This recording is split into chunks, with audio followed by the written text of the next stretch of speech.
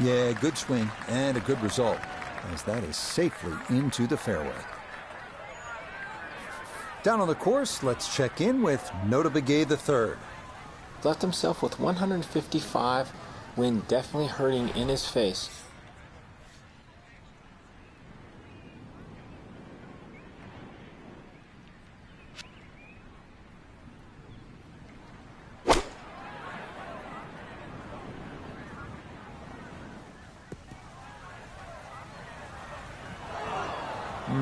Not sure what happened there. Wrong club selection or execution.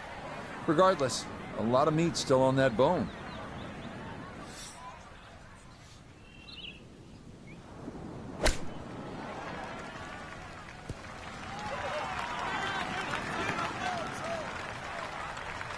That's a high-quality shot right there.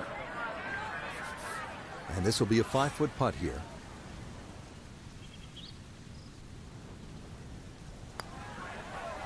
Yeah, good putt. That's in for par here at 15. And he'll remain at 1 under par. We begin the finishing stretch here at Lighthouse Point with the downhill 241-yard par 3 16th. Bunker in the back, but open access to the pin. Otherwise, fun hole here.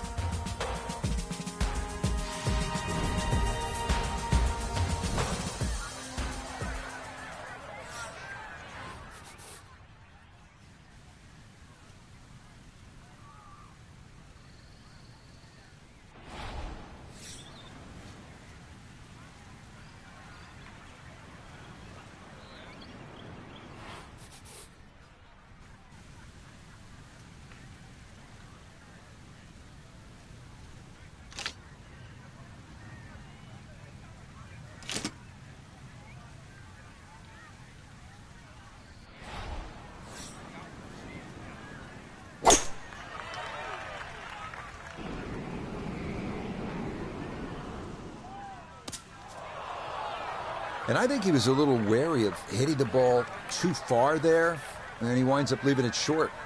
Now a delicate little chip here for his second.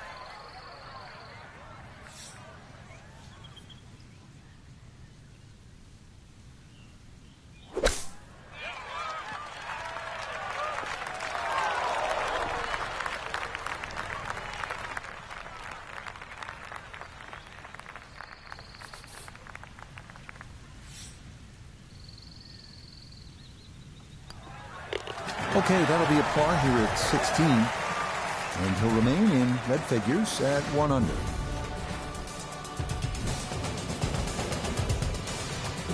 Now at the 17th, and Frank a chance to make a birdie. Who knows, with a couple of huge pokes, you could make Eagle 3. This is a pretty stout hole at a little bit more than 600 yards. It is, especially if that breeze comes off the water into your face. But normally you're protected here because the hills on the left will block that breeze. Bunkers all the way down the right side, you can see that. But yeah, you're right, 2 big hits, and you might just reach this par 5 and 2. Birdie, perhaps even eagle on a good day.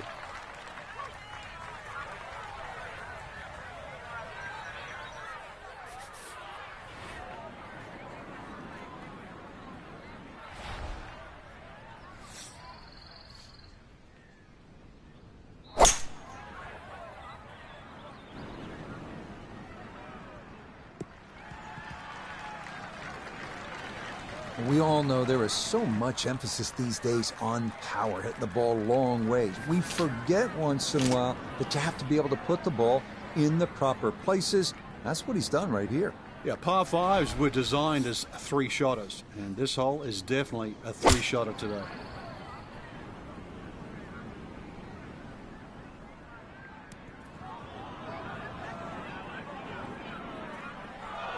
And that will not even stay on the green. It is going to finish up on the fringe, a long way from home.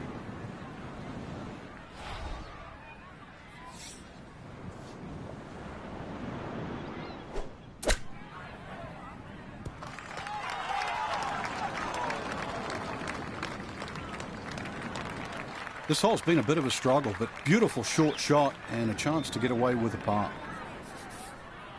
Just 5 feet left.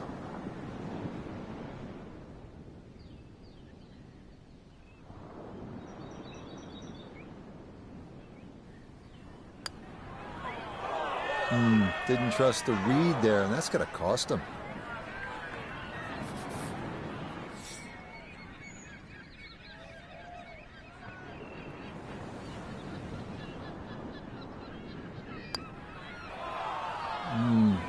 That's what happens when things are going poorly, right? You don't take your time, and it costs you another stroke.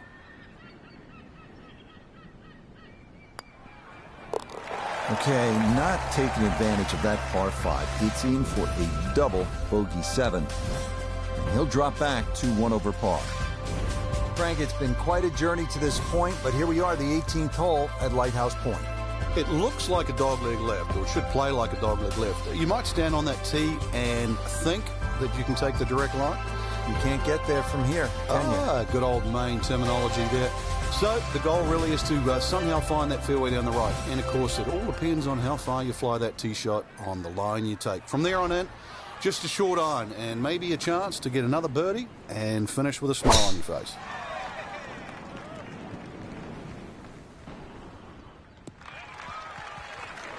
It's so hard to bounce back after a huge score, especially when you're still reeling from it. But try and pull the screws back in the head there. Just take a little breath, maybe 2.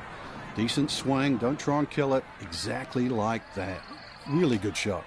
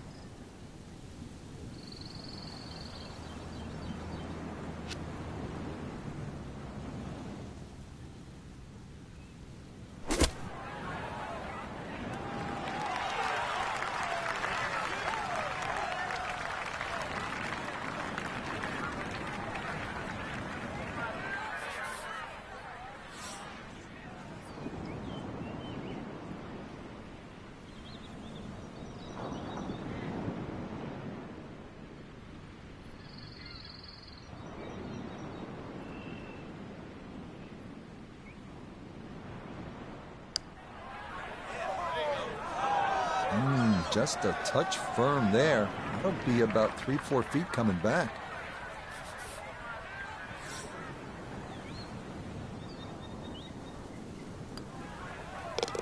Okay, a shake of the head as that one is finished off. And that's going to move him back to 2 over par.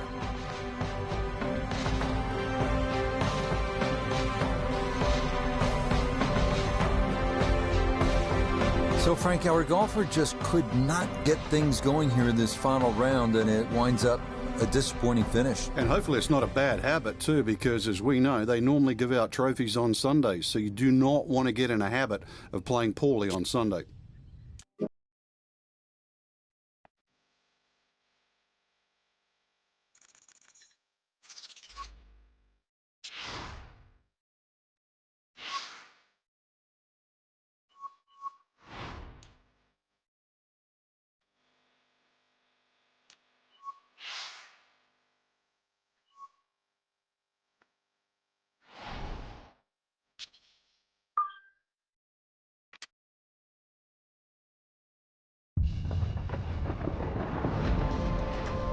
EA Sports and the PGA Tour proudly present the season-long race for the FedEx Cup. From the rugged Pacific coast of Oregon, it's opening round coverage of the Pacific Championship. We've got a full field ready to get rolling on this Thursday as we get a look at the early leaderboard. We've got a tie at the top at 6 under par. We'll get right out to the action here as we head to the tee at the par 4 first.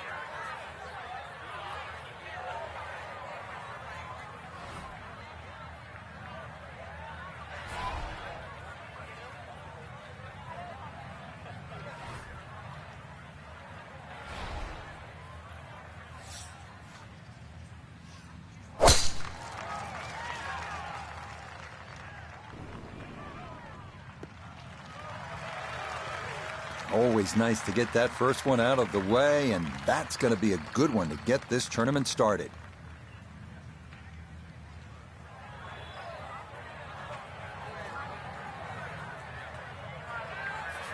A pretty ideal wedge distance here, 95 yards for his second.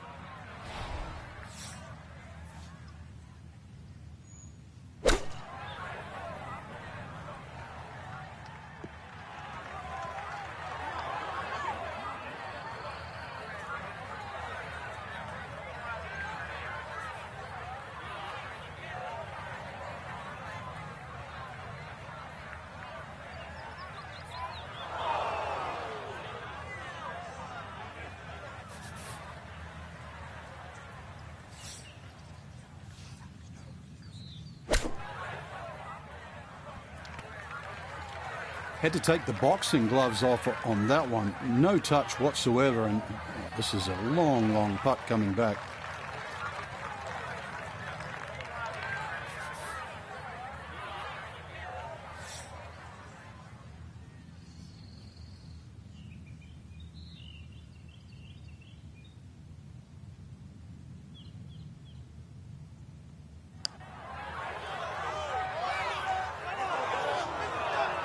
Got it there, but not quite on target.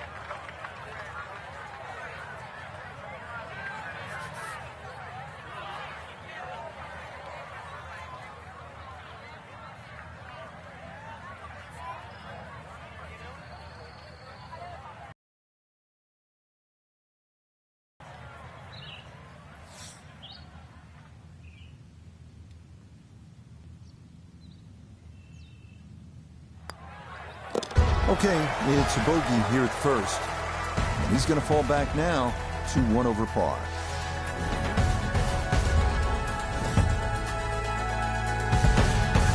On now to the second here at Bandon Dunes. A long par 3 coming in at 220 yards.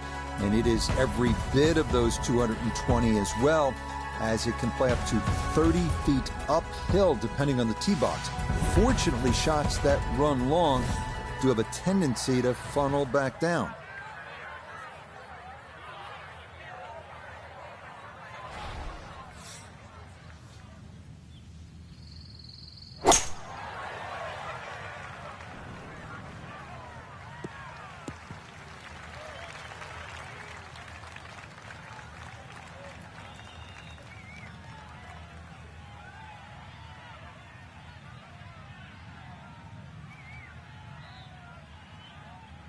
Okay, fortunate there. That ball hops onto the green, and he'll be left with that for his birdie. Let's bring in Notah Begay III for a look at birdie. Just has to get the ball started, and it will work back to the right and toward the hole.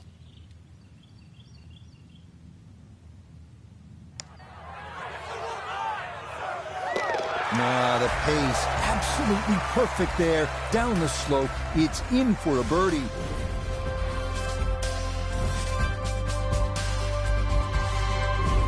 We head to the third now, our first par 5 at 563 yards. Bunkers appear to be scattered on either side of the fairway, so accuracy is a must. This green is definitely reachable in 2, but it does run nearly 50 yards from front to back, so if your approach isn't on target, you could be left with a putt of better than 100 feet.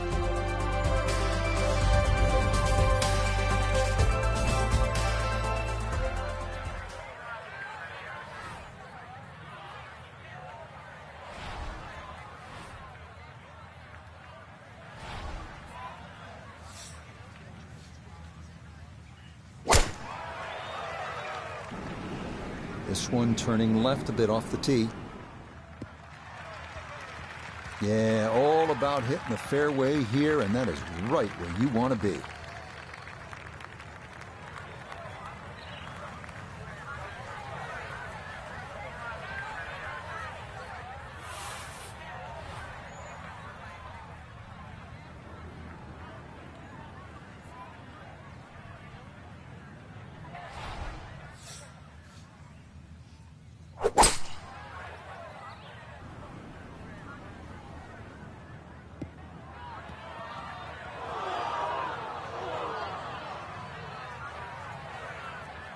That second shot got all the way down by the green, but in the bunker. So we'll have to see what the explosion shot can do from here. Really need a birdie right now.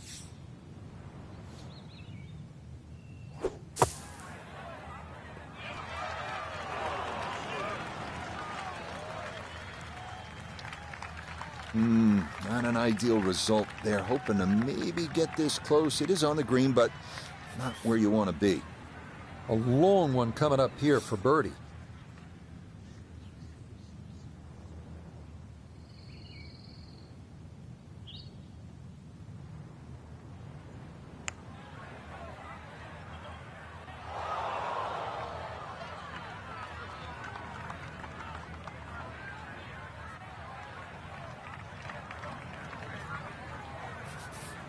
This will be a 14-foot putt here.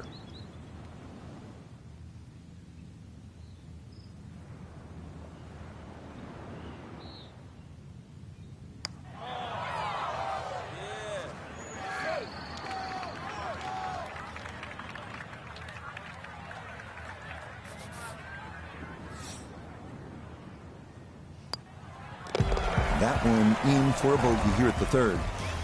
And that's going to drop them down the leaderboard just a bit. Up next, we come to the par 4 fourth hole, which measures out at 443 yards. Beware that the rough is thick if you miss here, but a well-placed drive rewards you with our first real look at the Pacific, as you'll see that big expanse of blue and start to hear the crashing waves below.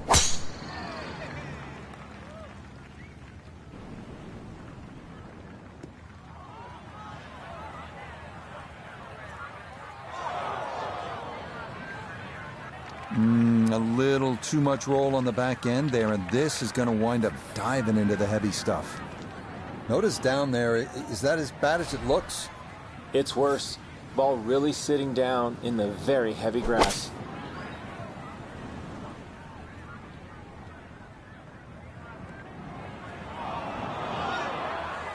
Not taking the easy road on this hole, but still a chance to get out of here respectably, Frank. Yeah, if that ball had just missed that bunker, got some decent distance out of that deep rough.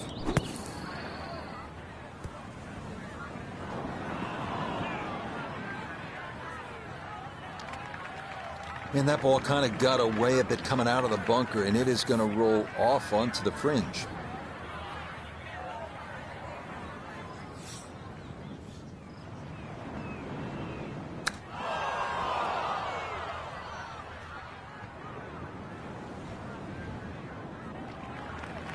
So that one gets away. He's going to need all his talents to prevent a crooked number from there. And he's done the unthinkable.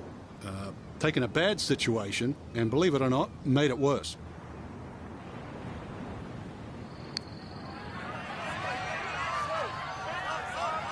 Nope.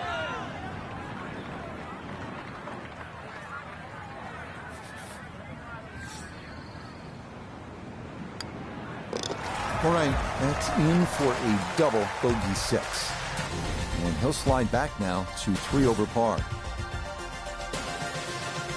On now to the number 1 handicap hole on the course. That is the 445-yard par 4 fifth. This one plays right along the bluffs of the Pacific.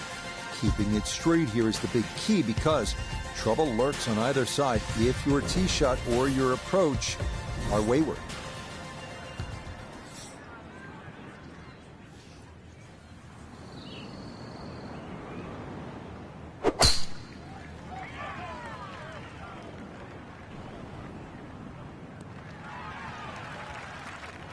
Just what you want at this point in the round. You're trying to find a rhythm, hit fairways, hit the middle of the club face. That's what they did right there. From the left side of this fairway, he'll look over his second.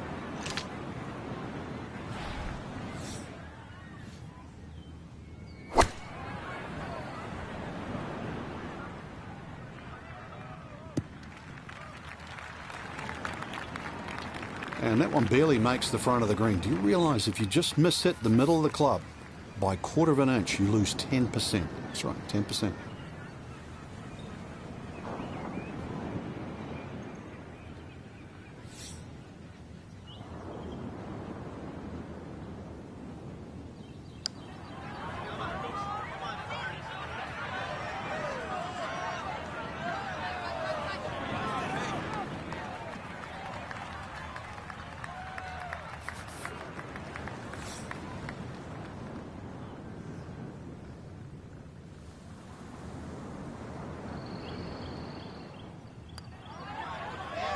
Yeah, that's good putt. It is a par here at the 5th, and he'll remain at 2 over par.